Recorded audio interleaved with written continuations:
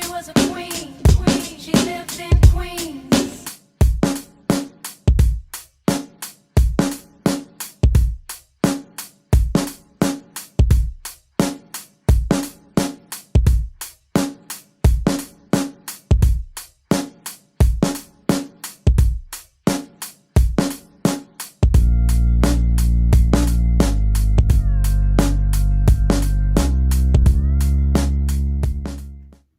Hi lovelies, thank you so much for clicking on this video. So today I wanted to come on here and be transparent and just share a life lesson with you all. As we all are aware, there have been some really crazy allegations made against T.I. and Tiny. And at first when this stuff began to pop off, I really was not paying no attention to it. But then when I seen 20 plus accounts of alleged sexual violence, sexual coercion, sexual intimidation, drug use, and all types of stuff, I was just like, what's really going on? And see, the reason why people are really perking their ears up outside of it being so many alleged victims coming forward is because T.I. has a history of being very misogynistic. T.I. has a history of, just doing stuff that just is very inappropriate. There was the scandal, I think it was back in 2019 or the top of 2020 when he basically said that he takes his youngest daughter, well, not youngest, but he takes Deja, who was like 18 or 19, to the doctor in efforts to make sure that she's a virgin. He's there when she's getting her hymen checked. Now, when I did a video about it, I said I honestly don't feel like he actually is there checking her hymen. I feel like he thought he was being cute. He's a grade A misogynist. And, because he's used to getting virtual high fives from like-minded men like him, he didn't expect that backlash. And what was even alarming and disturbing about the situation is you go on Red Table Talk and you have these women trying to explain to you why what you said or did was out of order and you still did not get it. And that's because, like I always say, I'm a firm believer that once you get to 35, your personality, the way that you show up, the way that you act, is pretty much ironclad. You can make intentional decisions to do better and to kind of mask the way in which you show up or alter how you interact with people. But you kind of just are who you are once you get to that age. And some may argue as early as 30, as early as 25. But you know me, my optimism, me and my Sagittarius, I say 35 after that is pretty much a wrap. I don't think T.I. is ever going to change. If anything, he may get put in a position where he's going to have no choice but to fake the funk and act like he respects women and act like he's not a misogynist. But the reality is when you are who you are and you try to fake, it's going to ooze out at the seams regardless. So it's going to be very interesting to see how that story plays out. If it comes to pass with, evidence and whatnot that it is true, I send love, I send healing energy, I send empathy, and I just hope moving forward, young ladies who's in that sex work industry of being an escort, prostitute, bottle girl, stripper, you kind of learn from these experiences because this is not the first time this has happened and this is not the last time that has happened. All money is not good money, and all proximity to these public figures and these celebrities is not what it's cracked up to be. And this is why I always encourage and suggest as spiritual beings that are having a physical experience that you kind of detach from the matrix, so to speak. You kind of learn to observe but not absorb what's going on, and you learn to be, in alignment with your higher self and your soul and not become a slave to your flesh and your ego.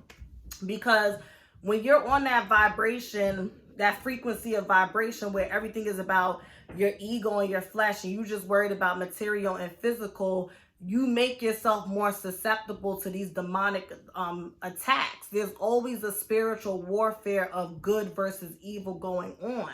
And when you're not aligned with your higher self, when you don't have an authentic and genuine connection with God, you become very susceptible to it. You're walking around naive. You have, the veil. Your third eye is not open. Your crown chakra is not open. So when your gut and that voice in your head is telling you to do something, instead of, you know, perking up and being alert, you just kind of ignore it. And I'm speaking from experience, and I'm going to share a story.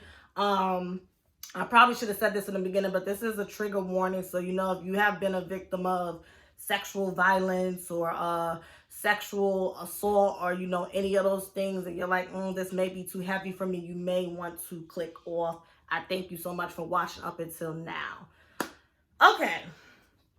So back in 2016, or was it 2017? I feel like it was 2017 because I was 21 at the time. I was friends with this girl.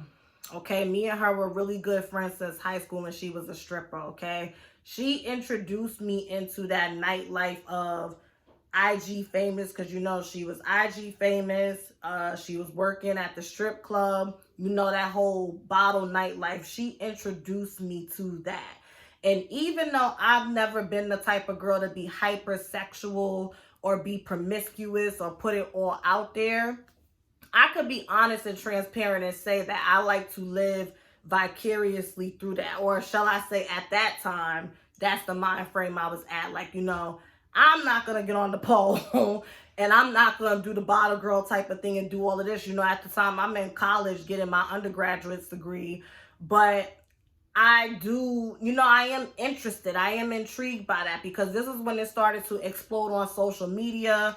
This is when Black China, Amber Rose was still a big thing. This is when Cardi B was coming up. You know, Cardi B was coming straight out the strip club to Love and Hip Hop, to Atlantic Records, Bodak Yellow. You know, it was a lot going on. And at that time, that whole culture was being glamorized.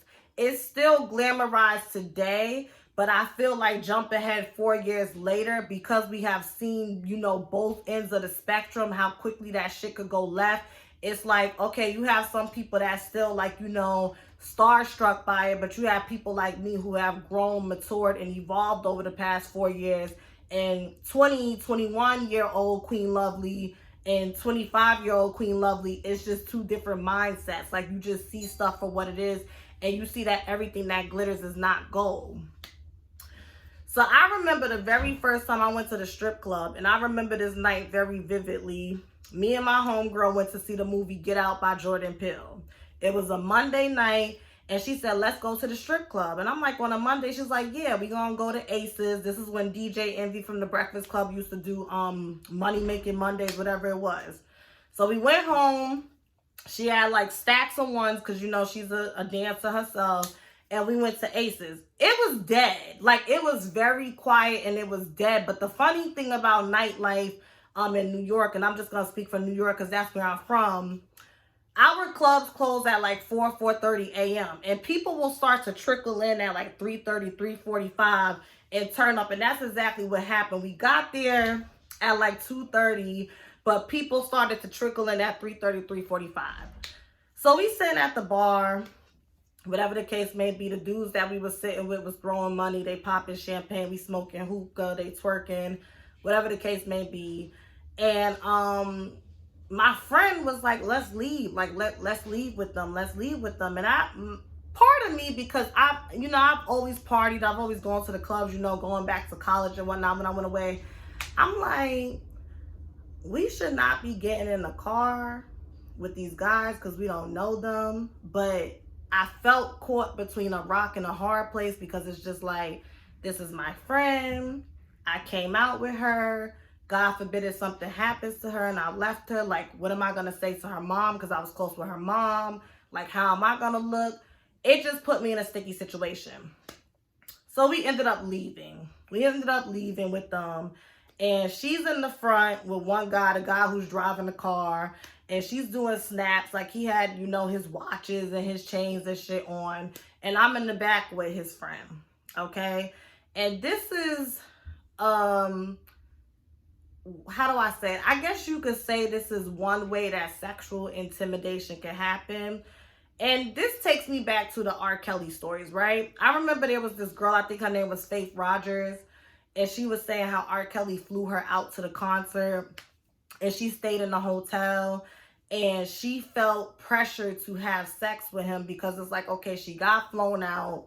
She's going to his concert. She's staying in the hotel.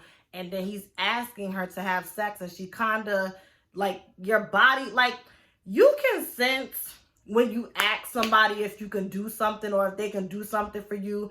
And even though they may say yes, their energy, their cadence, their delivery, their body language says no. Okay, we all know what that looks like and what that feels like. And sometimes because we are so selfishly, like, we want what we want at that moment, we want you to do what it is that we're asking you to do, we'll pretend to ignore those signals and be like, all right, well, she said yes. He said yes. I mean, if she didn't want to do it, she should have just said no. But we know when somebody really does not want to do anything, okay? And I'm going to come back to that. Remember what I just said. So I'm sitting in the back, and he's throwing money. My friend was twerking in the front seat, and he's throwing money, and I'm recording and laughing. And, you know, I kissed him, and then next you know, he pulled his dick out. And I just was like, and he's like, why you looking at it like that? Like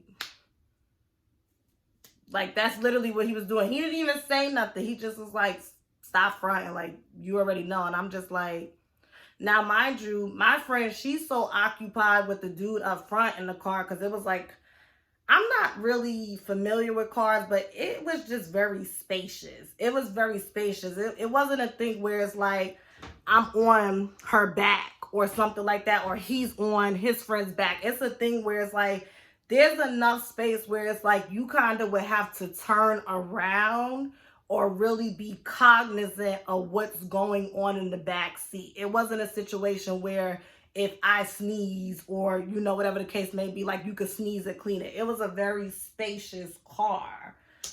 So at that moment, I just kind of felt caught between a rock and a hard place, because it's just like, that's really not my type of situation. Like, I've had one night stands before where, like, you know, I wanted to fuck and I'm just like, all right, you got a condom, let's fuck. Like, I'm a grown woman. But I've never been that type of girl where, like, if it's our first time having a sexual encounter, I'm just gonna give you head off rip. So I was really taken back, like, I don't know what to do. And it's not like he had bad intentions or he was trying to, at least, I don't know. I don't know. Maybe I need to, I don't know, because I never really unpacked this situation. So just bear with me. But I don't get that, like, he had bad intentions. I feel like we live in a society that kind of subconsciously programs boys, young men, and grown men to feel entitled to women's bodies. Like, if I leave and get in the car with you, the way that computes in a man's mind is like, all right, you're in the car with me, so clearly we about to go back to my house and fuck. Or I took you to get breakfast, we went to dinner, we went here, and now after this we about to go fuck. Like, you do have a lot of men that think like that. They feel like because they've given you this or you agreed to go with them, it's like this unspoken thing. And that's where the lines get blurry, because, right, you're always going to have people like, well, you should have never got in the car. You should have never went upstairs to this person's hotel room. What did you think? What did you think? And in this case, I'm with my friend. My friend said, let's go to Aces. My friend said, let's leave. And yes, I'm grown. I'm 21 at the time. I could do what I want. But let's not act like we ain't never been in situations where it's like, because we don't only have ourselves to consider, now we're compromising and being flexible with the way in which we move, as opposed to if it was just us in a single situation. It's just like, oh no, I'm out. All right, thank you for the drinks, thank you for this money, all right, bye. Thank you for the hookah. It's like, if you're with a friend that's like, let's go, it's just like, okay, like, let's go. And in my opinion, that was like sexual intimidation, because that's not something I really wanted to do. And it wasn't like he was forceful, but it was just like, I felt stuck. And she's not paying me no mind, so it's like, I'm just on my own. And what made the situation even worse was when I told her about it, she was like, oh, well, you didn't have to do that. Like, if you didn't want to do it, you could have just said no. And she is correct. But I just understand women when they talk about sexual intimidation and how they could feel like, well, I just felt like that was expected of me and I really did not know how to use my voice and exercise my throat chakra in a productive way to say, no, I don't want to do that. You know, he was like a big man, like a fat Joe. Like, you know, he was stocky. And my light cut off. Oh well. He was real stocky. And you know, I just was like, okay, like, you know, and I remember, like, I just kind of like put my head down and kissed it. And you know how niggas are, like, if you're not doing what they want you to do, they just be like, all right, fuck it. And that's what he says. He's like, all right, you don't gotta do it. You don't gotta do it. And I'm just like, thank God, because I really didn't want to do it. But I tell y'all that story to say this, because I know I have a lot of viewers who's like in their early 20s who watch me, that's my age, and even in their teens. You can't depend on other people's actions to save you. And what I mean is this. I totally agree with the concept of just because I do this, just because I consent at 7 p.m. and then say at 10 p.m. I don't want to do it, or just because I have my ass hanging out and my titties hanging out, that doesn't mean you're entitled. I agree with that 1000%. In addition to that, you have a lot of people walking this earth that don't agree with that. They don't align with that way of thinking. And I humbly suggest and encourage to prevent yourself from finding yourself boxed in or backed into a corner where you feel intimidated, pressured, or scared to do something out of your comfort zone, especially when it involves you having a sexual energy exchange. You want to be careful of the company you keep. You want to be careful of the choices you make. And you just want to be careful of how you conduct and present yourself. And granted, there's girls who walk a straight line, and unfortunately, because it's in their cards, they end up as victims of sexual violence. We know that. But I'm talking about situations like the one that I just said here, where you could just be going out to have an innocent night of fun on the town, and by making a choice to get in the car with a man, all of a sudden you sucking dick, you fucking, you doing all of this, you at his house, and then, you know, in the midst of that, you take a molly, da-da-da-da. Like, shit goes left quick, and it becomes a rabbit hole real quick. So I'm just sharing this story to say, your best bet to prevent stuff like that is just to make clear and cognizant decisions. And we live and we learn. Like I said, that happened when I was 21. I'm 25. You know what I mean? I'm at a place where if you the type of friend who be getting drunk, sloppy, you want to leave the club with niggas, I don't even want to go out with you. Or if I do go out with you, it has to be a group of us. So I'm like, okay, well, I'm going with these two, and I know these two gonna be with her. Like, you just live and you learn. So I just want to urge young girls, especially teenagers, have a mind of your own. You know, really develop your individuality and develop your discernment. When that gut feeling tells you, no, I don't want to leave with you. No, I don't want to go upstairs with you.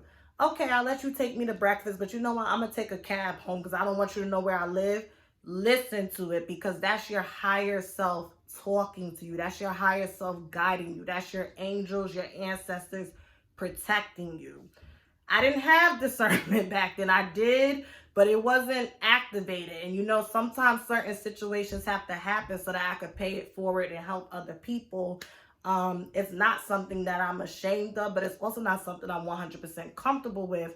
But I was like, you know, just seeing how people are like, well, why would they come out now? And if you go up to the hotel room, et cetera, et cetera. And I'm like, I'm going to share my story because stories of sexual intimidation is very common. And I think because of the society we live in and like this herd mentality that we have when it comes to sexual violence, especially against women, there's just so many blurred lines and layers. A lot of people don't have the range, nor do they care enough unless it happens to them or somebody close to them to really sit down and learn and gain understanding and empathy. So I don't want this video to be too long. I'm going to end it right here. Thank you so much for watching. And yeah, let me know what you think about this T.I. and Tiny situation. If there's, you know, situations similar to mine or different or whatever the case may be that you want to share, feel free to. Everybody be respectful in the comments and have a lovely night. Bye.